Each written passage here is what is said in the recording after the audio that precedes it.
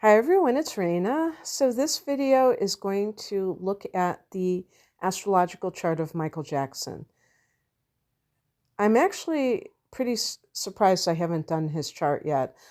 I probably was deliberately avoiding it because, quite frankly, Michael Jackson was a complex figure in many ways. And I really feel that it's a tragic story. But at the same time, even young people know who Michael Jackson is. It's like when I think I was around 11 when Elvis died. Well, I didn't know Elvis's music, but I knew of Elvis. And so I didn't necessarily react because I wasn't emotionally invested in him and I didn't know about him. But I remember, next door neighbors, these girls crying with the Elvis records. So when Michael Jackson passed away in 2009, some of you, if you're listening and maybe you were born in the 2000s, you would have been in grade school at best. And the thing that the younger generations have to understand is that as much as you may have known of Michael Jackson, you really have no idea how popular he was. I mean, like mega star. I recently did Madonna's chart and I said a similar thing because these people dominated the 80s, and it's not even like we'd say now if you talk about Taylor Swift and things like that. Things are a lot different now because entertainment is very diffused. There's not just like these central things anymore.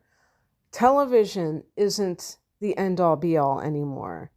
So whether you're talking about videos or any other kind of TV shows that might show celebrities, it's not like must see TV, people. I haven't had television for over 16 years in my own dwelling. So I'm telling you right now that television isn't necessary to be able to kind of like stay in touch with the pop culture or what have you. And I'm not in touch with it, but you know what I mean. But boy, oh boy, in the early 80s, Michael Jackson was, when he came out with Thriller, it just was like one single after the other, and it was just everywhere. Magazine covers, everything. So the reason I say that is because kind of playing off that theme about people who are younger who know of these celebrities is that you're seeing them on their way down. You're not seeing them in their heyday. You can watch videos in their heyday, but to be there in that moment, it was something special. And at the same time, knowing how he ended up, it is very tragic. The other thing that I'm going to talk about different aspects of his personality and see if I could see it in the chart, like certain things that he was about, like his talent, for instance. Can we see talent in a chart? Well, yeah, we can see it, but sometimes it doesn't show up the way you think it's going to show up. And I think Michael Jackson is a perfect example of that. But what I consider his body dysmorphia in terms of his, well, it's kind of hard to say because somebody getting plastic surgery, does that mean that they have some kind of body dysmorphia? I don't know if there's like a word to describe like just for the facial area, but whatever. I'm just going to say body dysmorphia. Having a distorted feeling about themselves and wanting to change, maybe feeling ugly when they're not. Can we see that in the chart? And is this an important aspect of Michael Jackson? I would say yes on both fronts. I will make a case for why I think he was the way he was. I'm going to talk about his relationship with his father because that plays into it quite a bit. And I'm going to see if I can see anything in his chart that connects with his father and the abuse that he supposedly endured from his father. And also other aspects of his childhood. For instance, some people may know this, some people may not, but he was raised a Jehovah's Witness, and he actually went door to door. So there is something in his chart that kind of goes along with that. And you have to understand, this is not picking on the Jehovah's Witnesses.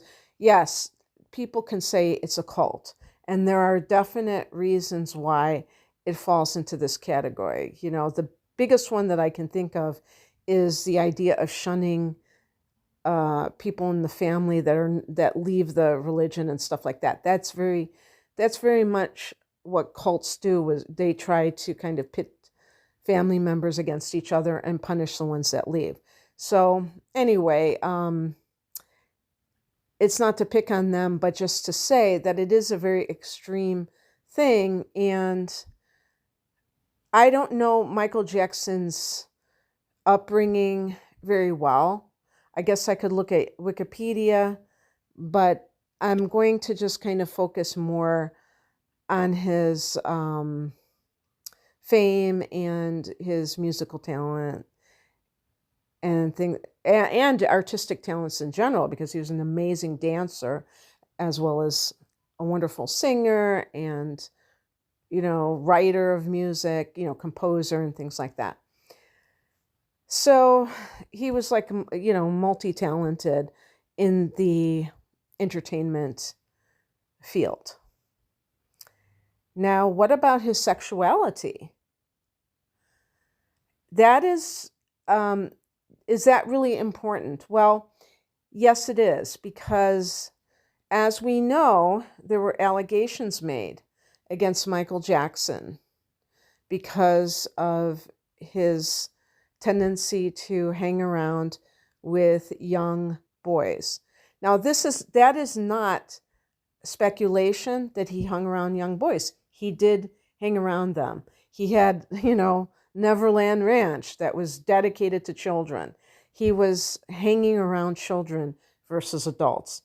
We can say that that is abnormal behavior for an adult to do that.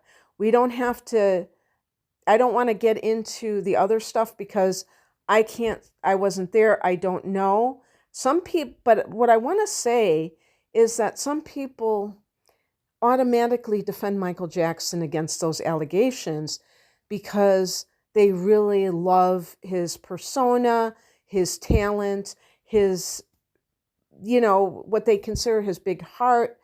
And I feel that either way, it's very important to realize that people can have different sides to themselves. And sometimes they have destructive sides to themselves, and yet they still have a part of themselves that is very talented and very good. It's very simplistic to reduce people to good or bad. It just doesn't work that way. Even when they cause problems for others, they can still have good. You know, Adolf Hitler was an artist, and he did watercolors. So, you know, I don't want to compare Michael to Adolf Hitler, obviously, but I'm just saying, even when we talk about worst case scenarios, there are people who are considered like these evil people, and they still have sides themselves that love beauty, that, you know, that are talented, that, you know, so let's look at the bigger picture and be able to see these things. And yeah, so I'm going to just touch upon different aspects of his life, and this will be far from definitive, but at least it gives some sort of analysis about what I see here. Okay, I'm going to go and talk about his inner planets. His sun was in Virgo, moon in Pisces. They formed an opposition. 8 degrees apart, not a really tight opposition, but close enough. Mercury in Leo, Venus in Leo. There's the Leo. Leo is the performer. Even Mercury, somebody said to me, oh no, Mercury is not singing. But I disagree. I think that it can be singing because it's vocalization or whatever you want to call it. And that is with entertainment in Leo or creative self-expression. It's dramatic. Venus in Leo can be the person that, any kind of inner planet in Leo, we can say the person, even like Mercury, viewing life as, magical. Well, I don't know if I'd say magical, but like wanting things to be larger than life, not wanting the mundane side of life, really just wanting everything to be this grand expression. Mars in Taurus. Now, I find this really interesting because I can't remember who it was. Was it Madonna? No, it wasn't Madonna. I did somebody recently, their chart, and I was like, whoa, they had Mars in the second house, and yet I believe they were like an artist. And I was thinking, when I see Mars in the second house, I think of somebody who really is a hustler for money. Oh, you know who it was? It was Kurt Cobain. And the reason that I was a little bit shocked is because Kurt Cobain was, maybe you could say he was the godfather of the grunge movement, but he was definitely the ringleader. And he was somebody who, grunge, everybody wore flannels and jeans. It was very nondescript. It wasn't flashy. It wasn't all blinged out. So it just didn't make sense to me because I never saw Kurt Cobain with conspicuous consumption. When somebody has Mars in the second house, I think of somebody who's like trying to do whatever it takes to, stay afloat, make money. They have a sense of urgency about making money. Yeah, I guess it doesn't have to be somebody who's materialistic. It might be somebody who is just very resourceful financially. Now, I don't know if Michael Jackson came from a low-income family. Gary was a factory town. I was born in Chicago, and we would, in the 70s, go to the dunes, the Indiana dunes, and we'd go through Gary. I remember those factories, and this was before, this was when factories in the United States were still a thing. Unfortunately, that went by the wayside in the 80s, but there were still factories, and I can almost smell it, the acridity in the air, that soot. I'm sure this was before a lot of the EPA regulations. I remember the dead fish that would be, on the shores of the dunes because of the chemicals. So Gary is probably now like almost a ghost town because of those factories closing. In its heyday, maybe it was just like working class and everything was all good. Okay, just looked it up, and his father, Joe, did work at a steel factory, or what do they call it, steel mill? So that was a working class, blue collar kind of job. That doesn't mean that that's low income though. And his mother worked at Sears. So you can't get more, down to earth than that. Now, he was the 8th of 10 children. So and there was a 2-bedroom house. So, yes, I do believe that even if, we don't look at other factors, that having Mars in the second house was probably his reaction to growing up that way. Because his Mars is in Taurus, and Taurus rules the second house in astrology. So it's about the money that you earn.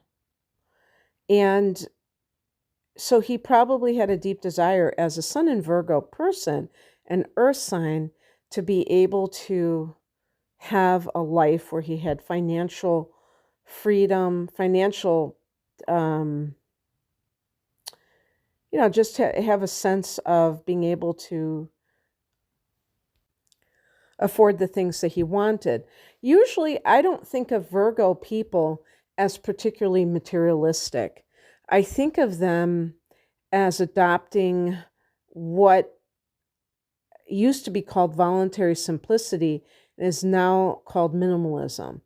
I really think that Virgo people would tend to go down that route. However, because the Sun in Virgo is next to Leo, people can have inner planets in Leo, which is much more extravagant. And even with Taurus, I would say, because Mars can be motivation, that in the second house in Taurus, he may have been motivated to have nice things. And because Taurus is ruled by Venus, and Venus is all about beauty and just like luxury and things like that. Actually, he had quite a stellium in his sixth house, which in astrology is Virgo's domain. He had the sun there, he had Mercury there, Venus, Uranus, and Pluto. Now, I want to just go through some of these placements. So, not only did he have the moon in Pisces, but he had Pisces rising. And they were close enough in degrees to form a conjunction, which strengthens that connection. So, and he also had, he had the moon in conjunction with the ascendant, and he had that really, the ascendant is your persona, the way you behave around other people, like when you're, besides when you're like by yourself or in a small group, it's the way that you behave around others and the impression that you make on others. So in addition to having Pisces rising, he had the moon in conjunction with the ascendant, which is like having the moon in having Cancer rising, which is another water sign like Pisces. So any way you slice it, he came across as very emotional. And also, so therefore, very sensitive. And you can tell that Michael Jackson was rather retiring or shy. And some people might consider that a contradiction based on his dynamic stage presence, but that's neither here nor there, because people can rise to the occasion. His midheaven, which is the cusp of the 10th house of career, is in an extroverted sign of Sagittarius, a fire sign. And so that's all that matters, because that is his status, that is his career, and it required him to be extroverted. And so he was. People can turn it on and off. And one of the things to really note is that because his ascendant was in Pisces, he was ruled by Neptune. So I would say, too, that Virgo is strong in his chart by virtue of the stellium in the sixth, even though other than the sun and Pluto, but that did form a conjunction. The other planets are in Leo here, the other 3 planets, but that is Virgo's domain in astrology, so it is going to be an important sub-influence. So I think I would like to talk about that 6th house, because when you have your sun in the 6th, you are a person with a strong work ethic. And like I said, he had a conjunction with Pluto. Or I don't know if I did say that, but yeah, he had a conjunction with Pluto. When the sun is in conjunction with Pluto, that's like having a sub-influence of Scorpio. So it can indicate scorpionic aspects to that sun in Virgo. And why this is important is that Virgo in the Tarot is depicted by the Hermit card, or let me put it this way, it has a connection to the Hermit card. And I don't really know why specifically, but I would suspect that it has something to do with the purity that Virgo is associated with, as well as the perfectionistic tendencies of Virgo, which we associate with, somebody who is trying to be perfect for God. So if we think of Virgo people, and I don't really think of Virgo people as hermits in general, I think that they can be actually social because they're ruled by Mercury. They may love to have conversations with people and kind of like hash it out and not really just be contemplative, but be self-expressive in that way. But with that conjunction to Pluto, I feel like there can be secretive tendencies. And the person also has a very strong sense of their will. And I feel like they have a strong sense of their ability to survive. Like they know they're a survivor. So even if they're abused, I feel like they can prevail.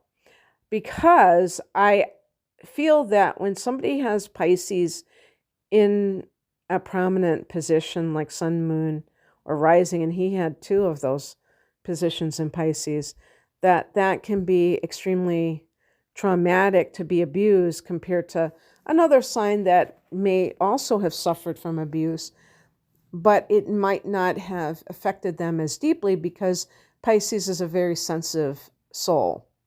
And so any form of cruelty, whether it's inflicted upon themselves or upon somebody that they love, will be felt so deeply. Pisces is an empath. And you would hear Michael talk about his feelings. And I think that's why so many people identified with him, because they felt like him. They felt like that sense of his sensitivity was their sensitivity. But, it's important to note that people who are Pisces, or you could say water signs in general, that if they are imbalanced emotionally in one way or the other, and this may not be at all times in their life, but if they become imbalanced, the empathic tendencies can kind of turn to manipulative tendencies. Pisces and its ruler Neptune are known for deception. And unfortunately, Pisces people, and this could be Sun, Moon, Rising, Mercury, I think any of the inner planets actually, they can not only deceive other people, but deceive themselves. Sometimes it's more the case that they lose touch with reality because Neptune rules fantasy. This is one of the reasons why people who are ruled by Neptune or have a strong Pisces in their chart can naturally be creative artistic, because it comes naturally for them to want to create this kind of alternative reality for themselves, because sometimes their home life is quite painful and they don't want to actually deal with whatever is going on. Michael was whipped, what we would call beaten, and some of his siblings deny it, although it's like they deny they were abused. Not all of them, I'm sure. I don't know the percentage, but this is not uncommon when there is dysfunction in the family for some children to minimize it or what have you. Not only was he whipped, but Michael was suffered from emotional abuse from his father. As a matter of fact, I think that part of his body dysmorphia was due to his father mocking his nose. Michael and said that he had like a broad nose. And when I look at a picture of Michael's dad now, of course, he could have gotten plastic surgery himself, but his nose, supposedly he had Native American in him. I don't know if his nose looks natural, so he might have just been like, oh, your nose doesn't look like mine. And Michael did have a big nose, but I thought he was really cute. I thought Michael was very masculine in the late 70s when he released Off the Wall, the album that had, some monster hits. It sold like 20 million copies. So it was a huge, it was like a mega smash. And I thought he looked really handsome then, but he looked masculine.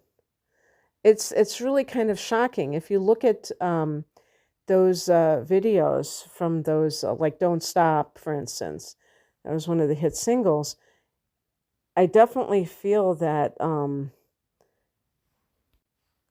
vibe was totally different. So I want to talk about that aspect of Michael that really was controversial on many fronts, which was his appearance. Okay, so I just talked about his late 70s version of himself, which was before he went under the knife.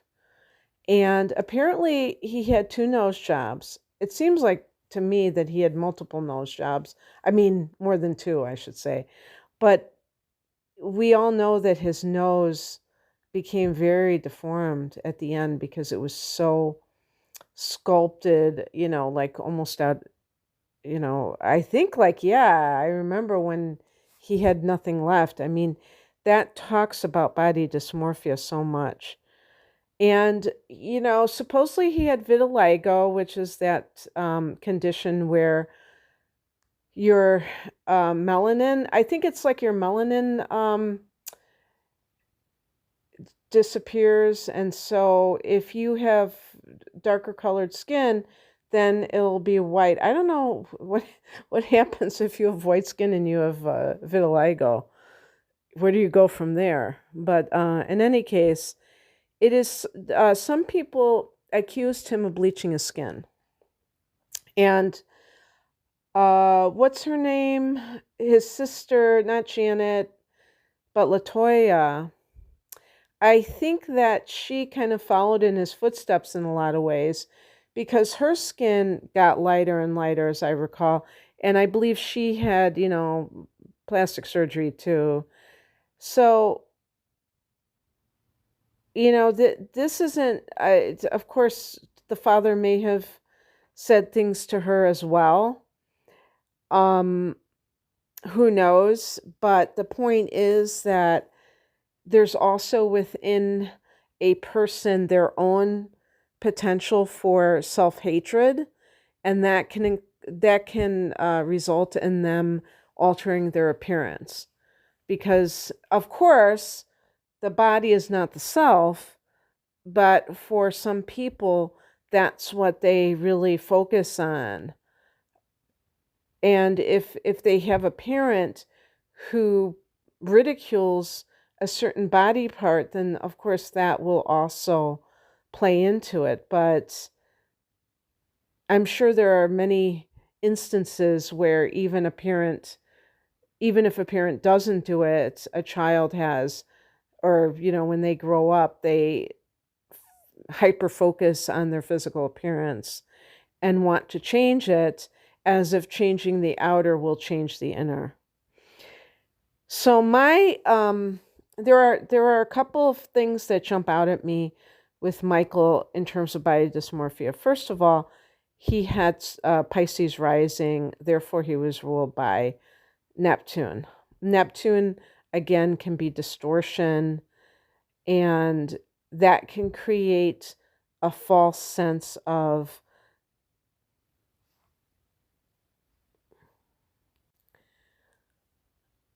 a person's understanding of who they truly are. The next thing is the moon. The moon is forming a conjunction with the ascendant.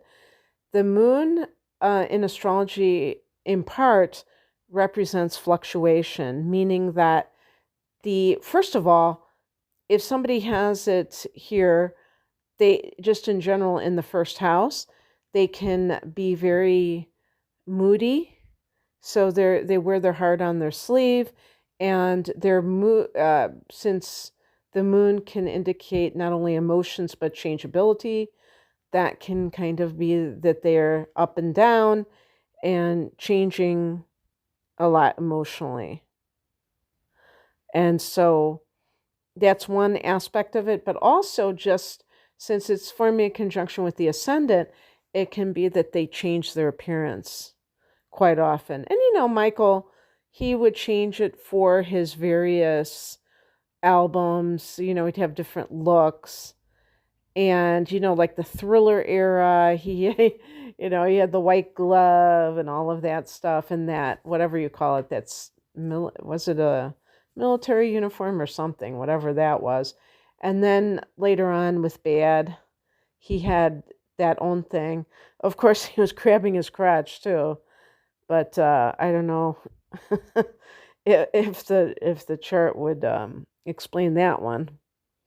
But yeah, just when he did Bad, then that was when he really that was his second big plastic surgery, and he had the hair was long. They said that he was trying to look like Diana Ross. So suffice it to say, since Diana Ross is a woman and he's a man, that created I don't know if I'd say an androgynous look, but you could definitely say it. And people also said that he artificially spoke in a higher voice. I just saw something on YouTube where they were saying this is his real voice that he wouldn't use in public, like they just happened to capture it on film. I didn't discern that it was much different. But yeah, I mean, it's highly possible that he spoke in a higher pitch in the public for whatever reason. But anyway, the other thing too is that he had Mercury in conjunction with Pluto. This is what I would say a classic case of obsessive thinking. And that to me is a form of OCD. That's what OCD is. Obsessive compulsive disorder, but not only in what somebody's doing, but how they're thinking. So if he had this idea that his nose was too big and he obsessed on it, then he ended up doing something about it. If he obsessed about other aspects of his appearance, he might not have rested until he took that action. And, what can we say about something like that? Some people, would defend that behavior. Some people would condemn it. My feeling is that it is a sign of lack of self-acceptance, lack of self-love, really. And the same thing if he had vitiligo, if he didn't have vitiligo and it was really that he was bleaching his skin, it could speak to the fact that he um, wanted I mean, did he want to be white? No, I think that Michael Jackson had a strong connection with the Black community. I don't think that he was trying to be white or anything of that nature. I noticed that his siblings, I mean, it could be a Gary thing, I don't know, but my like Janet and LaToya, they did not seem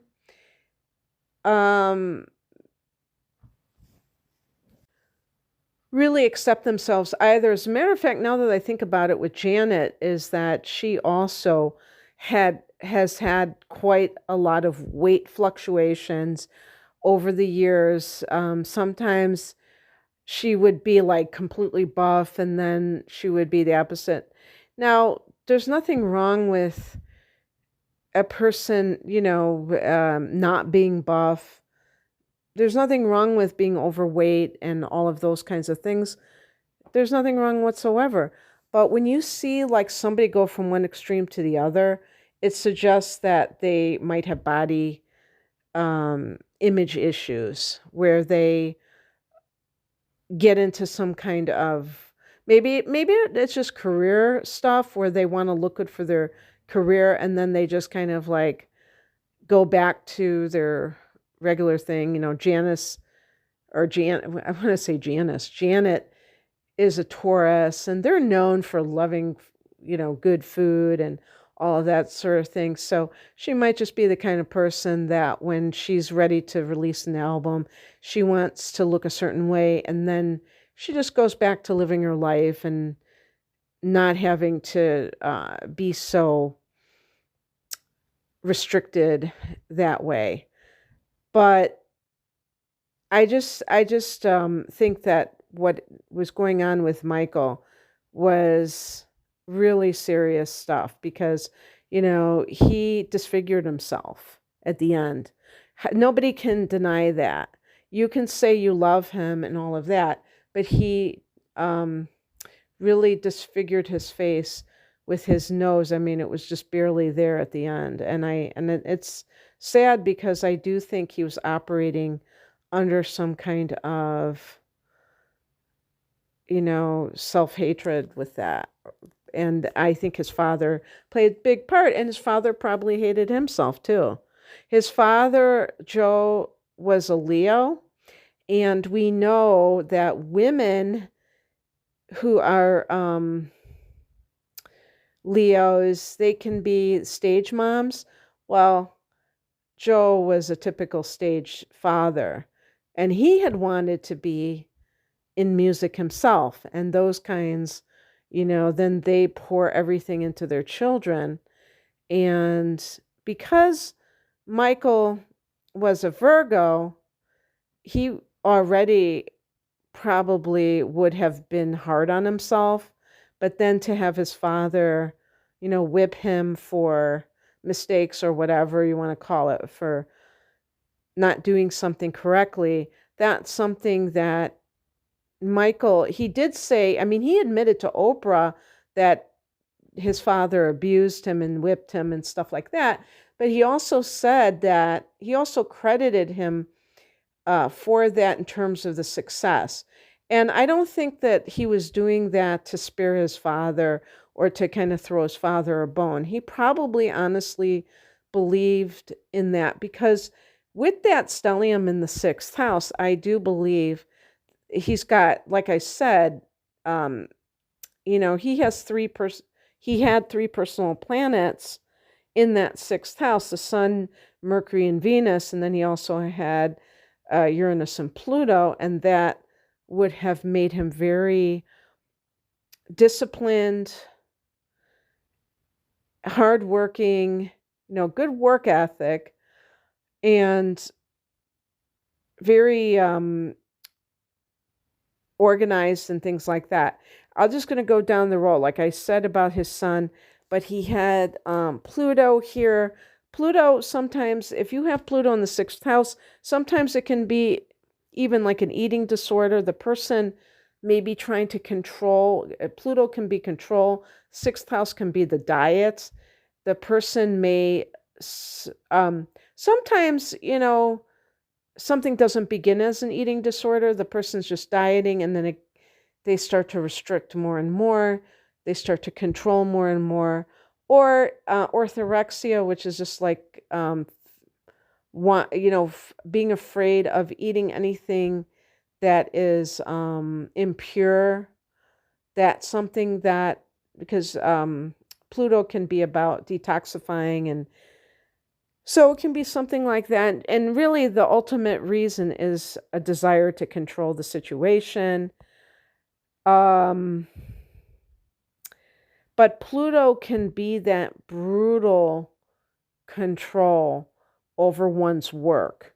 And that's what I think Michael was doing, even when his father wasn't in the picture, like overseeing anything. I think Michael was known to just really rehearse and rehearse, practice. So he was probably very fastidious about that. And Pluto would represent that as well. Mercury in the 6th house and Venus, both of these, Venus can be the arts, is the person's work. Mercury can be anything that is communicating, and of course lyrics. Somebody's writing lyrics, that is a form of communication. That is the person's work. And Uranus here can mean that the person's work schedule, because the 6th house can be your daily routine, can be quite changeable or erratic. And that's something that we would associate with show business, because it's not going to be like a 9-to-5 type of job. And the person can't live that way, can't live a 9-to-5 existence. They have to do something where they have like their own hours, because that's just how they're wired. In his 7th house, he had the North Node here in Libra. Well, the North Node can be the soul's mission, and in Libra, that's ruled by Venus, so it can be the arts. The 7th house, in addition to being the house of partnerships, is the house of open enemies, as well as the house of public relations. So I think that it was kind of guaranteed that he would make a name for himself.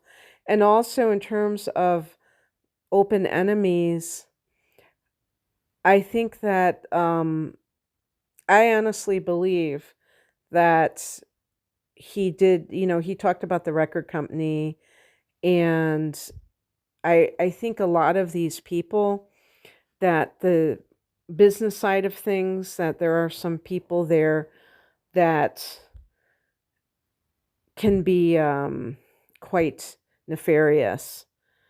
And that's all I'll basically say about that. But anyway, and I would just say, in terms of the North Node being in Libra, that, the soul's mission is to create beauty, to create harmony.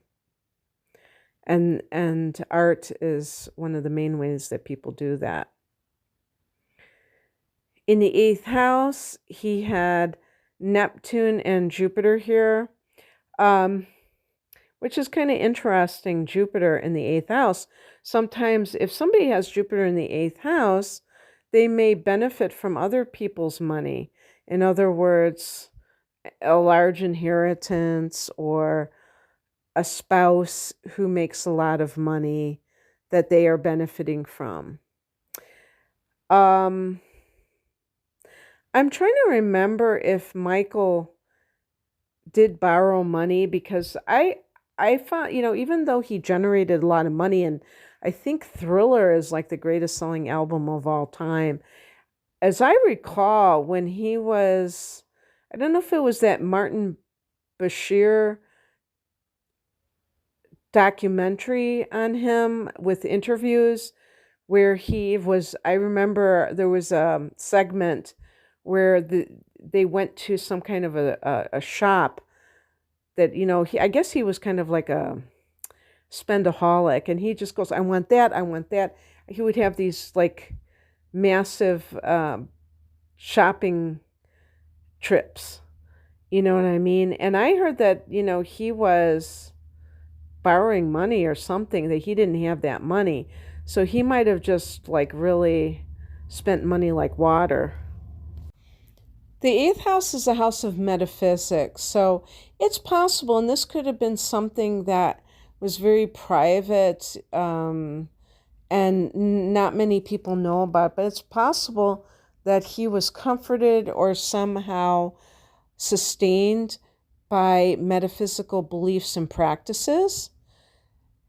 And I do believe that he was spiritual, but the eighth house is more like the occult and more like, to me, supernatural stuff.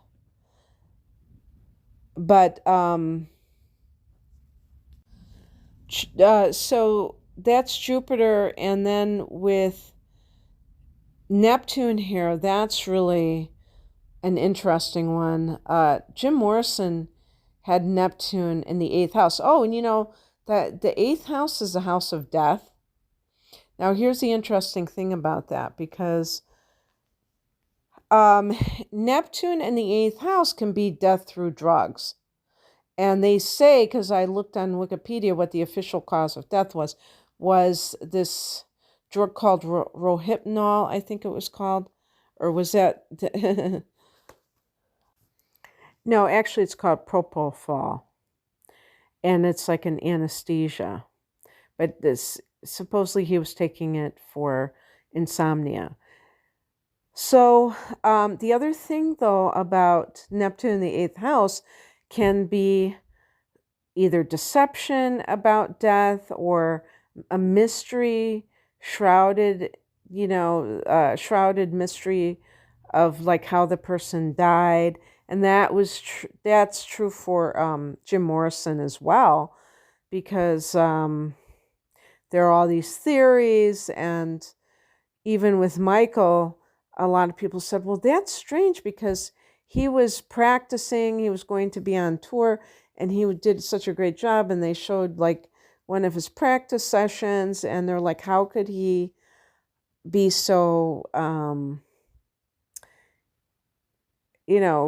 can he be having such a good workout set, or, practice sessions, rehearsals, and then he's like dying of a drug overdose. So anyway, I'm not going to speculate on that. I just wanted to say that Neptune in the eighth house could be something like that.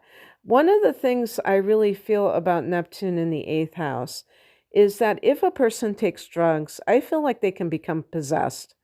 I think anybody can be possessed if you drink or take drugs because of, entity attachment.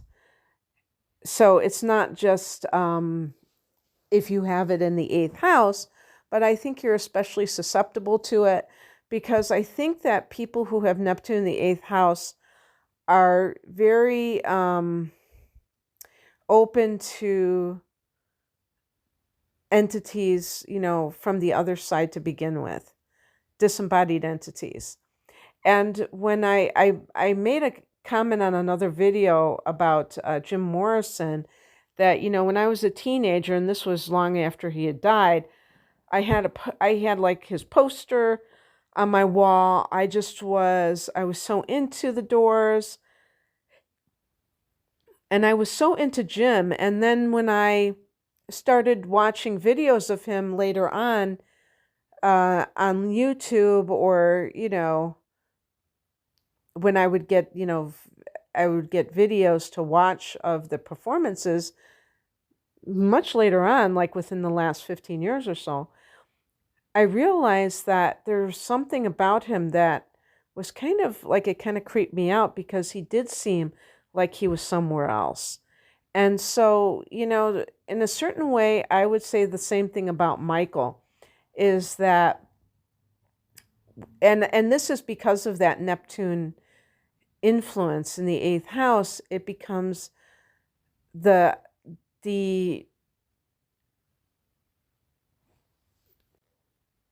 line between fantasy and reality can be very, very like a close shave. It can be very difficult.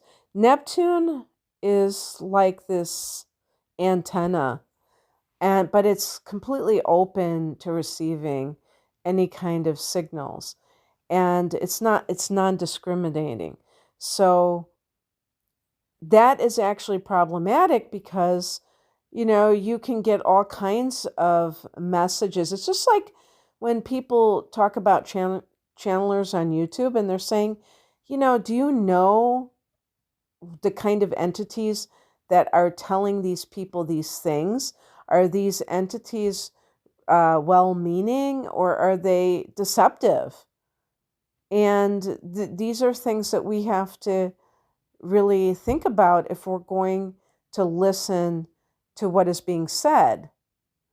But when somebody has Neptune in the eighth house, they can just be an open channel for God knows what. So Michael at some point did start abusing drugs, and I think that the deterioration really took hold. I think people who have Neptune in the eighth house have to really be quite careful with drugs, even more than the average person, because it's almost like a form of hypnosis. I also think people who have Neptune in the eighth house would be very easy subjects to hypnotize. But that can lead to opening up to lower astral entities that are not going to be good for the person's choices that they make, the behavior that they conduct themselves with. And you never know. I mean, that could even lead to, when I was talking about possession, if you think about people with multiple personalities, you could look at that as a form of possession, where some alter comes in. And yeah, so, don't want to get too far into that, but just, I think that is probably indicative of some of his more his stranger behavior. Remember when he took his baby and hung it over the ledge? What kind of situation was that? That was very alarming. So what possessed him to do that? There you go, possessed. So anyway, I think that he might have been a great trance channeler, but maybe he was doing stuff like that in a state of trance. Who knows? In the ninth house, he had Saturn. And this is basically when I was alluding to the Jehovah's Witnesses. The ninth house is the house of religion. And I mean, among other things. And also, the philosophy of the religion, or the dogma. Saturn is very strict and authoritarian. So if a person has Saturn in the ninth house, they can be raised in a very restrictive religion, and it can be oppressive for them. Also, it's important to note that because I looked it up, apparently he identified as a Jehovah's Witness even later in life. He did, I think, distance himself from it at one point, but then later on, he embraced it. Again, I think they might have had a problem with Thriller.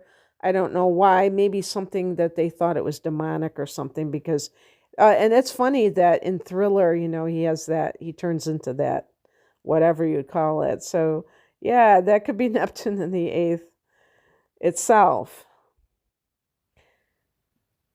The thing about when you have Saturn in the ninth house, you may actually be okay with authoritarian religions because you might feel like this is what religion is all about, is that there's a top-down structure. In the 12th house, he had Chiron, and it was in Aquarius. That's really interesting. So, Chiron in Aquarius, in and of itself, can be the person who suffers from being different. I don't know what that meant for Michael. I don't know like how he might have experienced that. But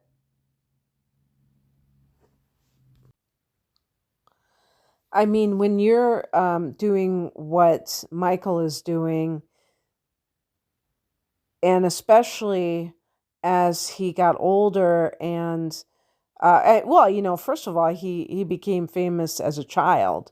So that alone meant that he was not going to have a normal childhood. And the focus was put on him. Here he is coming from a family of like 10 siblings, and he's the one that, even when he was part of the Jacksons, the focal point was, he was a focal point. So that may have been in some ways difficult for him. Maybe he got punished even more for being the star. Who knows? But also in the 12th house, when you have Chiron there, it can be that's a hangover. It could be a hangover from another lifetime. And the person may have experienced something in a past life that they are doing penance for, in a sense. They say that when people have Chiron in the 12th house, they can feel guilty about just about everything, like they're responsible for everything. So that already is going to be the case with somebody who has prominent Pisces. Pisces and Chiron have similar properties. So there may have been something specific, or just maybe it's just that kind of Christ complex that the person feels like they have to atone for their sins, even if they're imaginary sins. But whatever the case, that may have played into his life, or his attitude and his behavior as well. So I think I'm just going to leave it there.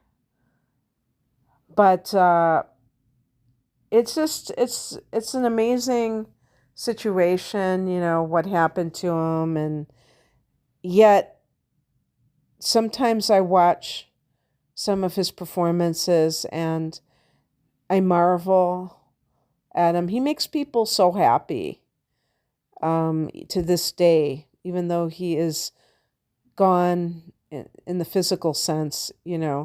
He will always live on. We know that. And, people, like I said, people are complex, and, he'll always be the king of pop. So anyway, I don't know how many people are still listening after about an hour, but if you are, good on you. And thank you for listening. I hope that you enjoyed this. If you would like a private reading, the link is below. Take care. Bye.